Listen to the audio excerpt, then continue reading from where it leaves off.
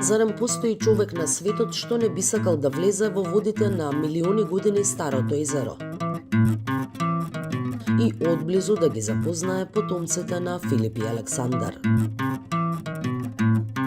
Да ги посети црквите во земјата на првите христијани во Европа.